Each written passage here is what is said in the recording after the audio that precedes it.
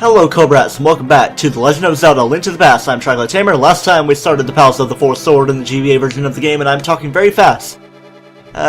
Somehow I doubt that this is my uncle. Almost looks like he has a cigar in his mouth. Kind of reminds me of Xenoblade in a way. I don't want to spoil too much about that though.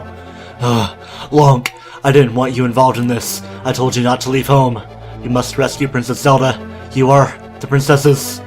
Zelda's my what, uncle? Oh man, it's Blind the Thief. So let's do what I'm pretty sure I did in the previous fight with Blind the Thief. I used my King of Burna, unless I didn't. But yeah, this fight with him is a little bit different. I'm not going to bother doing the spin attacks because he only has a set amount of hits. So the way this is different is that his head's going to be floating around, and it's actually a moving target that you can hit and knock right into him. You can like sort of a dead man's volley kind of thing, even though that was mostly a thing with Aghanim. You can just knock things right back into him. Let's use this while I still can, so I can preserve my 2 blue potions that I still have. I haven't used up any of my new things that I've gotten. Alright, I thought he was shooting those fireball things at me when I was shooting my sword, but no, that's not how it works. Although it's still tangible to hit, you still have to hit him with these heads. I'm gonna see if I can knock him right down into him. See if I can do some chaos with some spin attacks. No. Knock into him, there we go. Go back to my King of Burna so I can do this, knock it right down again. Now he's got 3 heads floating everywhere. Floating disembodied head of Blind the Thief. Alright, just keep going. There we go, 1 hit. Should do him in it? No. Okay, I guess he needs a couple more. Is that it? Nope. 1 more. 3 hits. Do it in. Nintendo's magic number. 3. Come on. And this is the 3rd Zelda game, although it's a remake of it. And there we go. So I have my half heart of health. I could very well use my potion. I probably should, because the beeping's getting pretty annoying. I don't think I'll be getting hit by enemies. And was this the last room I was in? Yes, it is, because I took on everything. Mothula, Argus, and the Helmasaur King. Purple sword, yeah! Let's go back to the normal room, make sure these Zazaks don't hit me. I could go back and get some stuff, but I don't think I really need to. Although, the final boss of this place is kind of a challenge in itself. It's going to be an interesting boss. I kind of annoy myself with how many times I say, it's going to be an interesting kind of deal thing, but oh well. That's just the way I do my things. Oh man, I had to take damage, didn't I? I'm sure I'll be taking plenty of damage when I get to the main boss anyway. Yay, you guys can't shoot me. Bam! There we go. Imbued with the power of the 4 swords that I've gotten, I'm able to pass through. You can use either to show the floor, but I'm just going to go right through with great courage, power, and wisdom. Alright, what do I want to have ready? I'm trying to think. I'll save my magic cape, because King of Burna doesn't really seem to work too much, but let's go ahead and go right in. The 4 swords of the 4 sword come out. They all do their own little thing. And our boss is going to be the 4 swords links, like Dark Link kind of deal. They got kind of weird color palettes to see if this magic cape will help me out. To make sure I don't run out of my magic too well. Actually, the green link isn't really too hard. It's just gonna use your Pegasus shoes, and then it's pretty easy to hit. Just a dash, and then you can hit him from behind. Hit it from behind, though. 6, 7, 9, all that Fetty Wap songs. I don't like that kind of music, so I don't know why I do that. Let's kind of make fun of it more than anything. Oh, why are you doing this? It's not helpful to be hurt. Come on. Yep, we got 4 links to take down. Good thing they're not all at once. That would just be absolutely chaotic. I can just use the abilities and just go right over to them. Easy hit on you.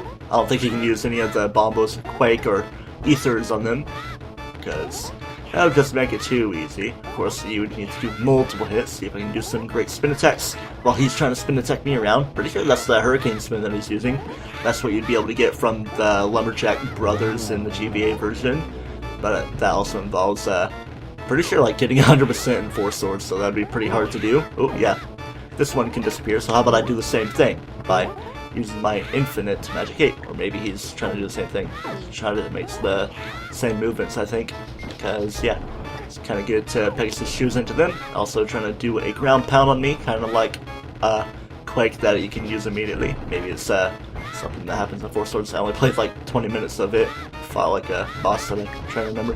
Kind of like Dig Dugger, I think, because that's boss in Zelda 1, and I think it's boss in 4 swords. I know it is in the Oracle games, because Oracle of Seasons has plenty of classic bosses, and Oracle of Ages, of course.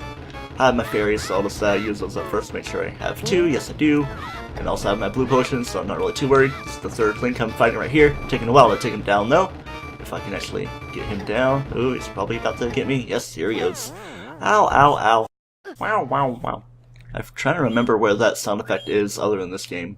Oh, yes, the Piranha Plant sound when they go down in those games. And then Mario 64 DS, and I'm pretty sure yours is sound as well. Yeah, and then Purple Link is the hardest one because he pulls out all the stops. He's gonna do even faster ground pounds, probably even faster things, and the hurricane spins. It's absolutely chaotic. He's an easy target when he's using this hurricane spin as long as he doesn't hit you first.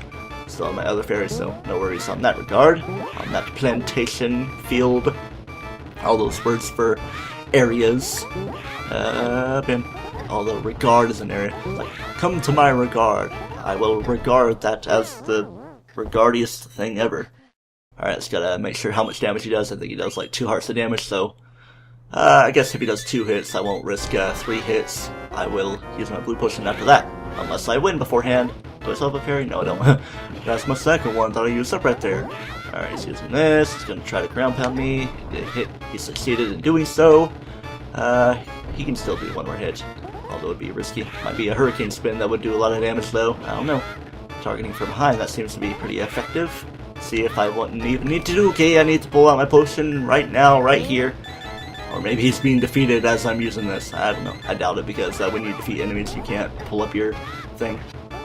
Like the speedrunning thing when you're fighting Trinex, you can't pull out your ice rod while the fire side is being defeated. Although you need the ice rod for the fire side. I think you get what I'm talking about. Speedrunning tactics that I try to employ. Dang, it's kind of hard to avoid. You have to, like, Pegasus shoes out of the way. Even when he's taking damage, he can still use sword beams. How cheery are you? So powerful.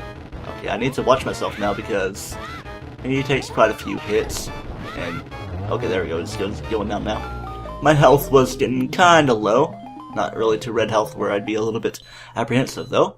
We have won! Yeah! Special jingle for having beaten this place as well, because it's an extra boss that is pretty challenging. Be even crazier if, after defeating all 4, they all combined into 1 or did some crazy team attacks on me. This is a different little screen when you beat it.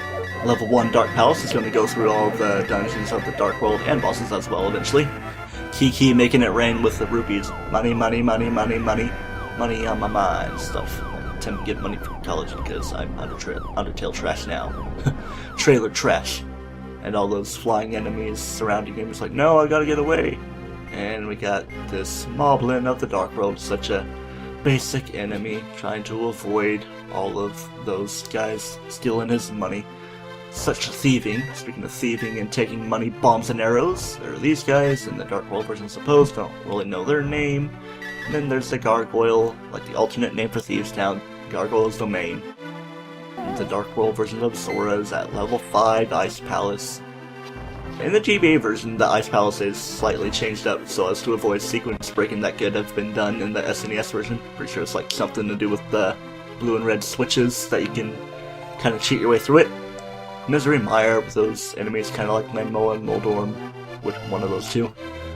And Turtle Rock with the tail of the turtle, and you can pull on the right side that I've shown.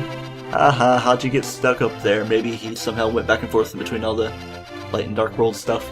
And Lionel's starting to play, so that'd be like crazy. It'd be interesting to see a Lionel boss. I don't think there is a Lionel boss in the Zelda games because they only really appear in the 2D games. And I've kind of briefly looked it up. I don't want to spoil myself too much about Link Between Worlds, but I don't think there's a Lionel boss. And of course, the Pyramid of Power that is great. And that High Nuts there has the Super Bomb. Great. And then we go through all the bosses. Helmasaur King kind of gave me the most trouble, especially the second form of him. But I did have to use like 1 or 2 fairies when I fought him in the Dark Palace, or Palace of Darkness. Either way. Argus wasn't really too bad in the first run with him because they weren't berries. Kind of annoyed me the second time through fighting him. And no bubbles when he was going all crazy all over the place. Mothula. Pretty annoying with all the moving targets, but took him down with relative ease. With relative ease, like Donkey Kong 64.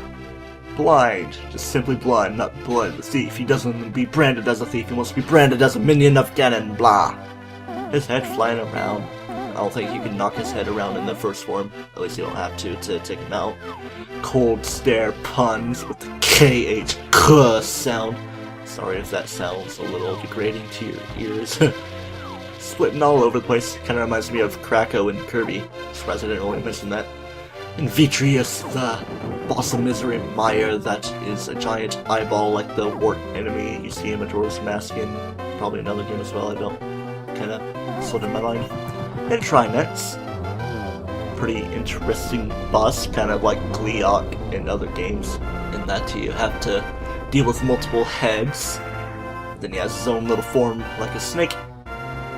And Aghanim, he's playing Deadman's Folly with himself, although he has no ability to slap. He only is a special attacker. He can't use Mega Punch. He can only use Aura Sphere. A pretty boring Pokemon to beat. Only know Aura Sphere with its slow accuracy. Or Aura Sphere actually has high accuracy. His Focus Blast has low accuracy. And then Ganon with his Fire Spin Tridents.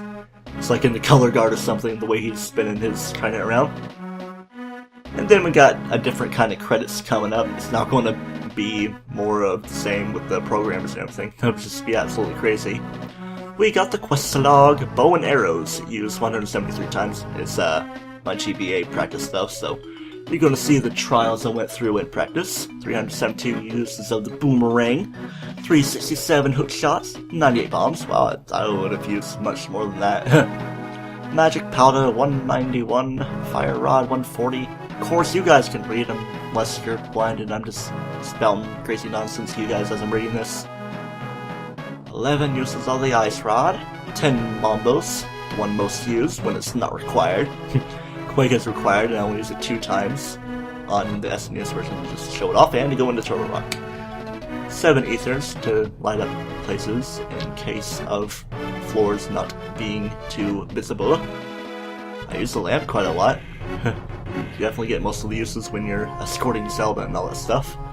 Yeah, you can read all this stuff. And the shovel is actually its own dedicated item in this game, and if you look at it, it kind of looks like the head of a dog or something with a sword imbued into its skull. I don't know.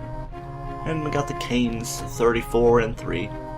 I would say I use Cane of Verna much more, but it only needs 1 button press to have the power of it. No red potions, no green potions, but I definitely used a lot of cure-all blue potions, medicine stuff. Super Bomb because I had 1 failure, and maybe that Hinox was making fun of me and the fact that he grabbed a hold of 1. Maybe he had the rupees for it, because those guys do seem to drop a lot of rupees, or they drop like 8 bombs, so we could like trade bombs for a Super Bomb. I don't know. Dang, how many times did I use my Pegasus shoes? 1823, of course I could read it.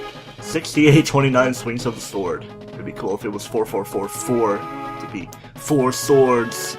And we do have 4 swords throughout the game technically. The Fire Sword, the Master Sword, the Temper Sword, and then the Golden Sword. 4860 rupees. A lot of times I was at 999, so I couldn't really make use of them. 1860 enemies. It's like all Civil War or something. Playtime just about 15 hours, but it's probably quite a bit more in the fact that I'm playing on VBA GX on a Wii U, and I've been using like snapshot save states to avoid failure because I'm not really too concerned with that unless I'm recording. I don't really want to exploit too many things. Anyway though, this is episode 19, and I don't like things being at odd prime numbers like that. I want it to be at 20 episodes, so next time it's going to be all about glitches, specifically the exploration glitch. Might really be the only glitches I show. Maybe a couple extra things if I can think about them. But yeah, until next time, don't toast yourself.